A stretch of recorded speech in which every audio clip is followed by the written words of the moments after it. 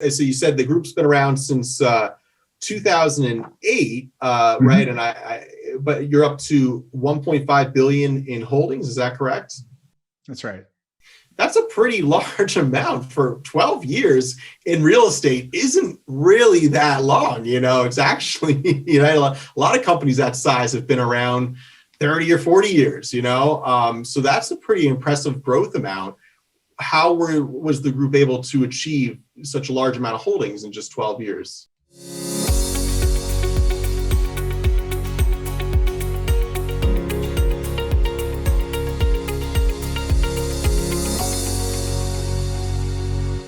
All right, ladies and gentlemen, welcome back to another episode of the Passive Cash Flow Podcast. I'm your host, Aaron Fragnito, and we are here today with Kent Ritter from Birge Held Asset Management. Is that the right pronunciation, Kent? Yeah, you nailed it. Great. Thanks for coming on, my friend. So give us a little introduction about yourself and what you do. Sure. So, as you said, Aaron, my name is Kent Ritter, and I'm a partner with Birge Held. We are a multifamily syndicator located in Indianapolis, Indiana. We've got properties in 10 states, about 15,000 units in total, and have been operating in this model since about 2008. So about 12-year track record. And I started my career as a management consultant and then really fell in love with real estate upon selling a business, a boutique consulting firm at the end of 2015, and then looking out and saying, where do I want to deploy my capital? What's going to be the safest, but also give me a solid return, and what's going to allow me to diversify. And real estate just seemed like the best option as I started to educate myself and learn more about it. Fell in love with multifamily in particular, just because a lot of the positives of the asset class. And started out as a passive investor, investing with other syndicators, and invested in about 10 deals in 2016.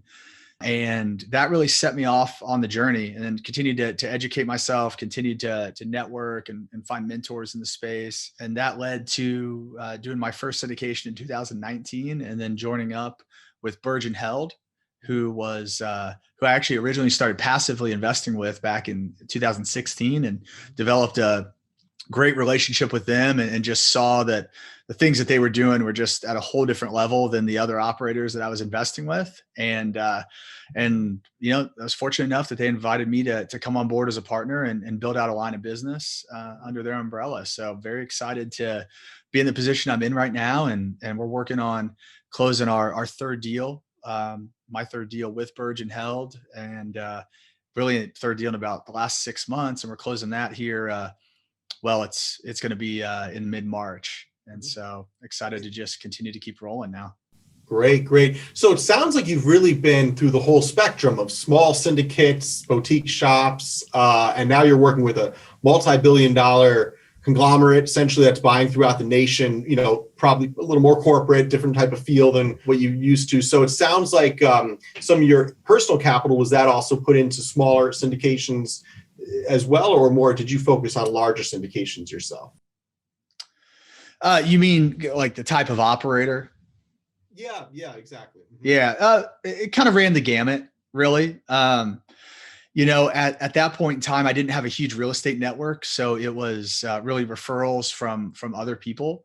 And so I invested with, it was about, 6 different operators for those investments. And so it really ran the gamut. So, and I did that intentionally because I wanted to see, I always had the intent of actively owning multifamily properties. And I just knew at that point there was a lot I didn't know, and a lot that I didn't even know I didn't know. Yeah. So I used those passive investments as really a learning experience.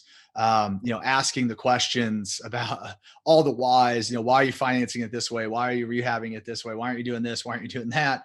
A lot of those syndicators probably might've thought I was a little annoying at the time, but I got the answers and was able to really just learn through those experiences, but get to see different ways that people are doing things, right? And take the good and the bad from all those and come up with my own approach. So yeah, it was a mix of smaller, some local folks here in Indianapolis that kind of just do things, locally or regionally, and then groups like Birge Held who are operating in 10 states. Right, right. And what's one of the biggest differences, maybe some pros and cons of each type of syndicate, because they really differ in a lot of ways. But at the end of the day, they're trying to achieve the same goal. So just what are some general pros and cons? Think of a big group and a small group. Yeah, I don't know. I think it's really more individualistic than that, right? I think it really gets down to the individual operator rather than just kind of categorizing it big or small. But I think the things that really matter are, communication, transparency, integrity, right? That kind of starts with everything. Yeah. Those are the things that really matter. I think when it comes down to who you're choosing as a sponsor. There were some groups that I invested with that I never heard from, never had any idea what was going on with the deal. There's other groups where, we got monthly communication. And I always felt in the loop, and I always liked that. I was, the idea you're giving money out in an illiquid investment that's fairly long-term, right? 5 years can be, and, like to just have an idea that I know what's going on with my money. So I think the communication was key. Transparency, being able to look at the financials, being able to again understand what's going on. And some people like that and some people don't. Some people want to be passive and truly passive, and they just want to hand over the reins. I wanted to be a little more involved because I wanted to really understand things for my own. So again, I could do it on my own one day.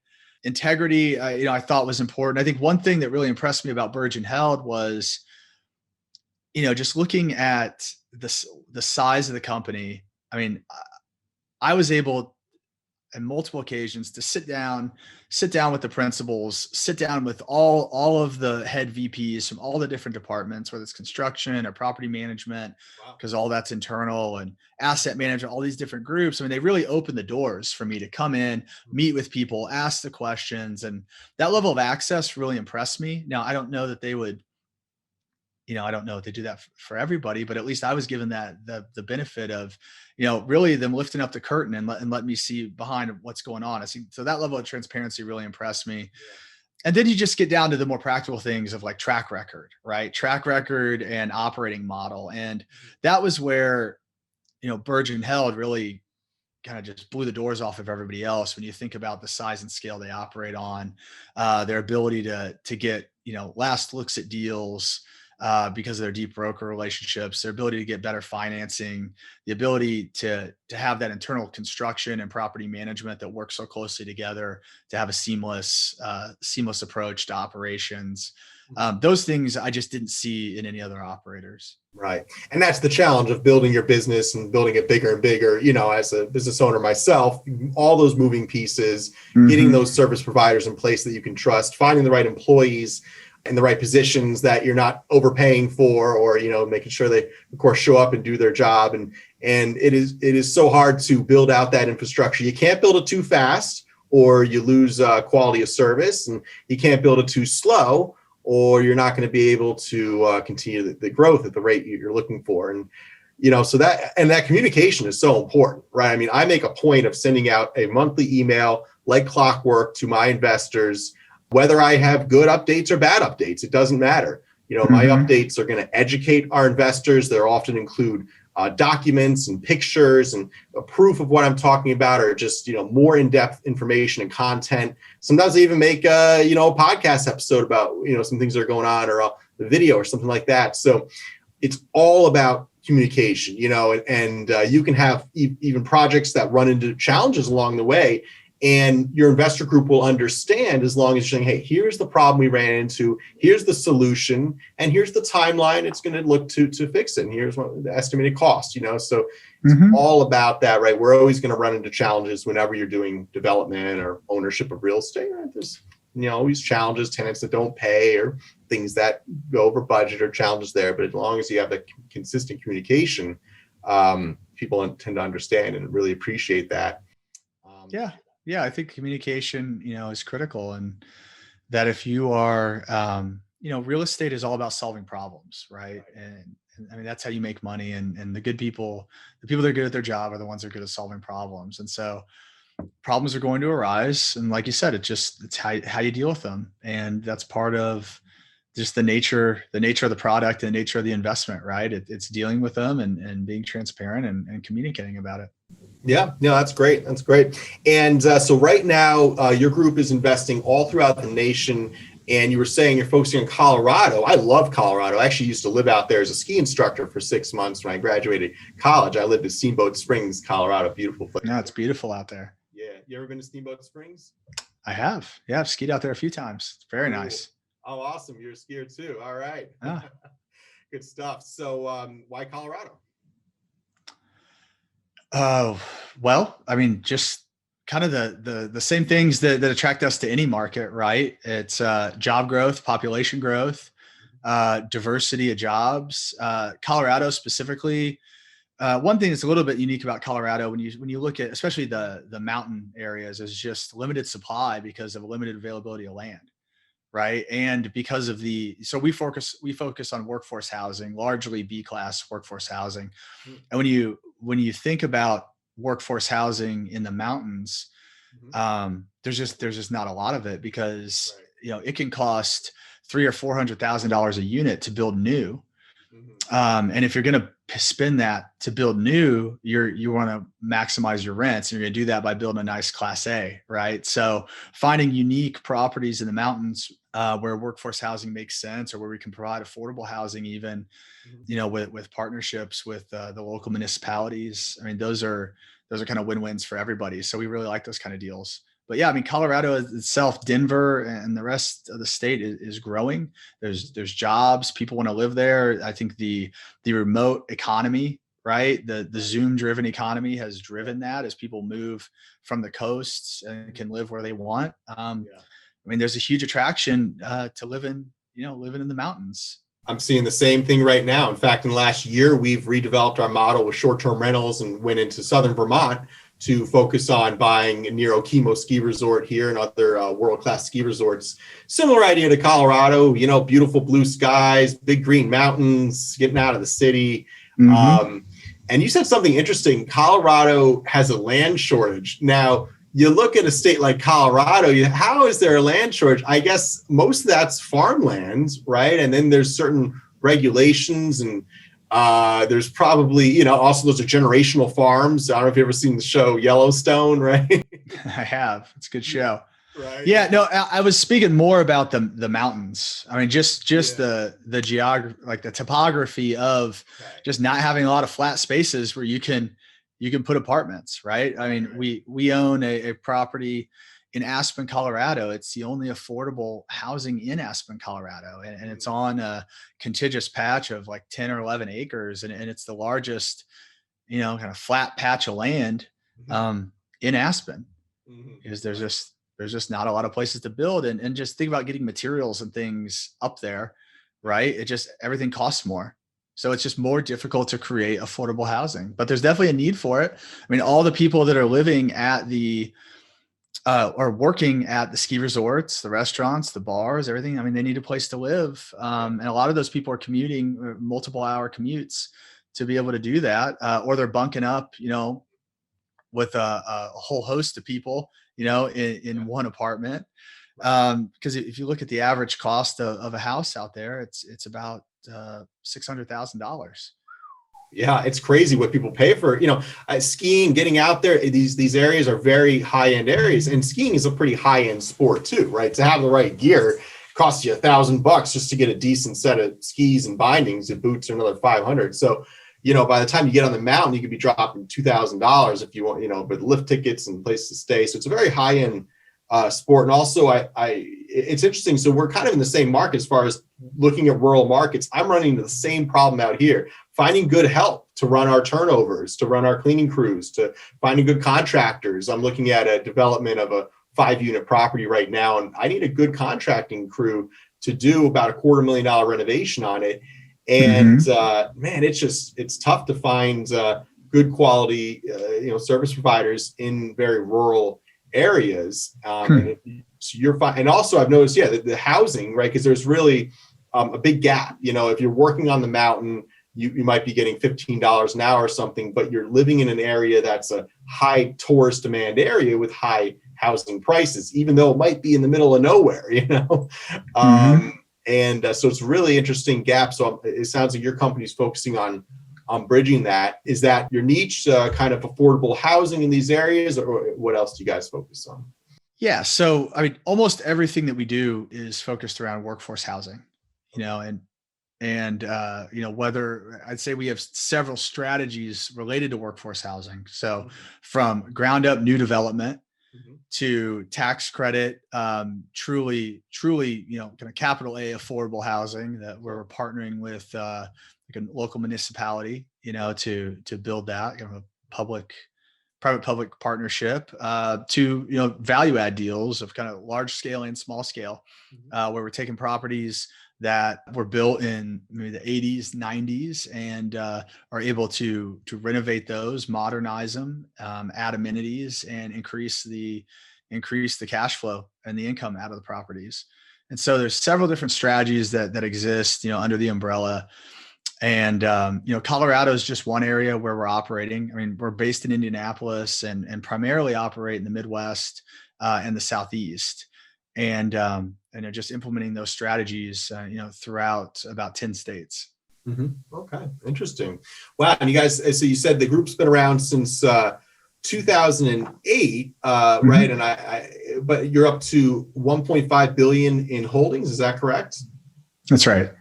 That's a pretty large amount for 12 years in real estate. Isn't really that long. It's actually, a lot of companies that size have been around 30 or 40 years, so that's a pretty impressive growth amount. How was the group able to achieve such a large amount of holdings in just 12 years? I think just good execution. I think having the right people in the right seats, and then just executing on the plan, and creating processes along the way that are repeatable, that allow you to scale. Just kind of the standard things that allow any good business to grow. Right, is creating.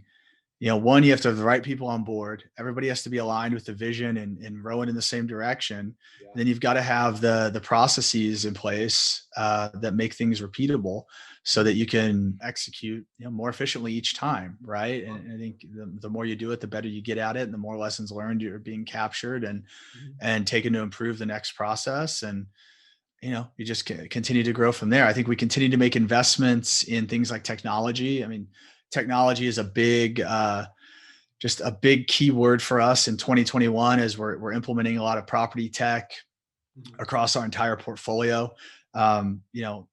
Things like smart locks, creating self-guided tours, things like that allow us to add value to the resident, but also create management efficiencies. So we're continuing to improve and to expand. I think our scale allows us to do a lot of things that others wouldn't or aren't able to. I mean, one of the things that's really been a game changer for us is this idea of kind of an 8-hour renovation, where we'll come in and we'll turn a unit in 8 hours. The person it's occupied, so the person will leave in the morning. They'll go to work. They come back to a brand new apartment. And in that time, we've had a whole host of people in there, ripping things up and putting new cabinets, countertops, sinks, everything, appliances back in, and they come back to something that feels brand new. And that's been a game changer for us, because a lot of the issues with renovation, especially at a large scale, come with when they span multiple months, and you end up with, like you said, finding good people. Well, you can have labor issues, right? You can have, if things take too long, you definitely have supply issues, right? Like, I mean, we've run into issues where we need to get the same cabinet. Well, now it's 3 months later, and those cabinets aren't available anymore. Right. So, and being able to do it in this occupied way, we're able to knock out 3 or 4 units a day. We're able to turn an entire property in a month or a couple months, depending on the size of the property. And it allows us to, have economies of scale for supplies. It allows us to have economies of scale for labor, because we're keeping the same team there the whole time, and they're fully deployed for that time period. And it allows us to maintain occupancy, which is one of the toughest things when you're going through a renovation, is being able to manage occupancy. Well, we were able to deploy this on a 750 unit property in Indianapolis. We turned the entire property and the exteriors in 11 months. And the whole time we maintained a 94% occupancy. Wow. And I think it's also good for the residents because, well, one, the residents, they get a brand new unit, right? Because we're doing it while they're still in it, and they get to realize the value of that new unit before their lease is actually up. Yeah. But also it's less disruption for less time on the property, right? So if you're living there on the property, you're not dealing with construction for 2 years. Right. You know, we're kind of condensing that time frame. So that's really been a huge differentiator for us. It's allowed us, I think, to just execute in a way, well, like you said, kind of what allows you to grow that quickly. I think one thing is being able to renovate that quickly and move on to the next project. And we've renovated about 7,000 units in that model. Right. Now, what happens if you renovate the unit and you say, okay, here's your new unit and rent's going to go up, a fair amount, and they don't agree to the rent increase. And they say, thanks for the nice unit, updated unit. Well, you can't raise their rent mid-lease, right? So they get the value of the unit while they're in their lease, and the hope is that they will, come to like that level of living, and they will renew. Mm-hmm. But people don't, and Mm-hmm. That's okay. We just move somebody else in that wants it. Yeah. I guess it depends on the building, depends on the demographic, but I know for a few of my buildings, if we renovated the unit and while the tenant was still in there before the lease expired, and then said, okay, we're going to need this amount of rent, or we're not going to renew the lease, I would just have a squatter. I would just have someone living in the unit that would be like, I'm not going to pay you the higher rent, and I'm not going to cooperate to move out either. So I guess that has a lot to do with, we like to operate in states that are landlord friendly and that have reasonable eviction guidelines. Yeah. And like you wouldn't do that in a state like Colorado, or not Colorado, California, right? Because you could end up in that situation. Yeah. Hey, thanks for the updated apartment. Okay, I'll see you in eviction court in 6 months. Have a good. Yeah, exactly. So yeah, I mean that goes back to you asked a little bit about markets. I mean, that's something that we look for when we're looking at states to invest in, or what are the tenant and landlord rights and laws. Mm-hmm. Mm-hmm. No, I love Colorado for that. I know Texas is good for that. So that's interesting. That's one of the reasons we do short-term rentals in Vermont, because the landlord-tenant laws are terrible. They're completely one-sided towards the tenant. I don't even think you can evict someone in Vermont in the wintertime, which is just ridiculous. So we focus on short-term rentals there, which of course, less than 28 days don't apply to landlord-tenant laws. So anyway, that's one of the ways to work with those rules and try to continue to run a profitable business even with those restrictions in place. But awesome stuff. All right, Ken. So I really enjoyed learning about what you do and some of your experiences here. And how can people learn more about you and get in touch with you? Yeah, there's 2 good ways to get in touch with me. One is at my website, kentritter.com. Really set it up as a source for people that are interested in investing, especially those that are interested in passive investing. If you're just getting started, there's, FAQs and terminology and different resources for you to check out. You can also get to my podcast there, or through any podcast source of your choice. Podcast is Ritter on Real Estate.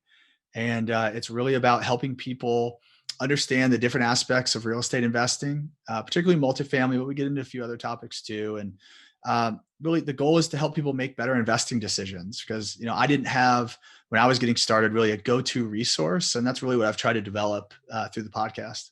Mm-hmm, mm-hmm. And just to clarify, you never participated in male modeling. Is that correct? Or you used to be a model? I have not, but I appreciate that. Take that as a compliment. If you want to see more pictures of me, you can check out the website. Yeah, you're not really my type, but that's all right. No, I'm just kidding, my friend. All right. Well, if real estate doesn't work out, maybe you could always be a model. Who knows? Hey man, Aaron, I appreciate that. You're pumping up my ego. I'm gonna take this to the rest of the day. Awesome. All right, Ken, thanks a lot for coming on. And of course, for our listeners, my name's Aaron Fragnito, the host of the Passive Cash Flow podcast, co-owner of People's Capital Group. You can check us out at peoplescapitalgroup.com. We focus on working with passive investors to buy apartment buildings and short-term rentals in northern New Jersey and southern Vermont. And that's peoplescapitalgroup.com. Thanks for listening to the Passive Cash Flow podcast. Enjoy your day. Thanks, Aaron.